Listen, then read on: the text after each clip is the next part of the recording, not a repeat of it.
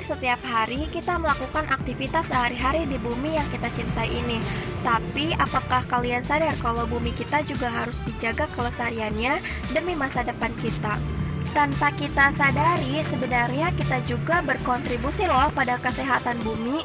Padahal bumi kita ini sedang berada di bawah ancaman perubahan iklim yang bisa berujung pada pemanasan global.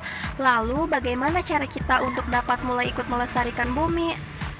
Sebagai generasi emas Indonesia, hendaknya kita merawat tempat tinggal kita ini supaya selalu bersih dan terjaga, serta terhindar dari bencana yang bisa merusak bumi kita. Tidak sulit kok untuk merawat bumi kita yang besar ini. Kamu hanya perlu memulai dari rumah saja untuk melestarikannya. Ayo temukan caranya. Cara pertama, yaitu dengan membersihkan sampah di sekitar rumah. Ketika kita membersihkan sampah yang ada di rumah, kita otomatis juga menjaga bumi kita tetap bersih dan aman untuk semua orang.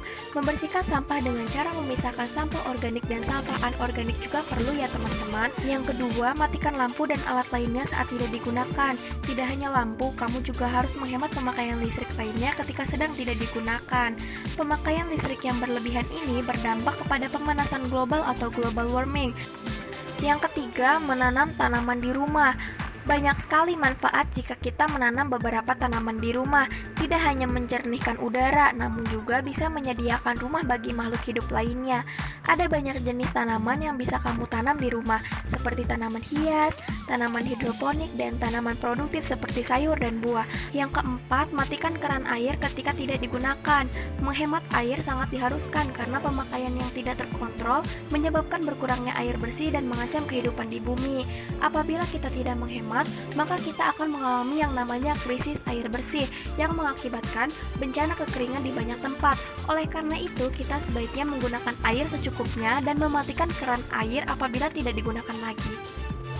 Dari penjelasan tadi, kamu bisa menerapkannya di rumah sehingga kita sebagai generasi emas Indonesia tetap bisa melestarikan bumi kita.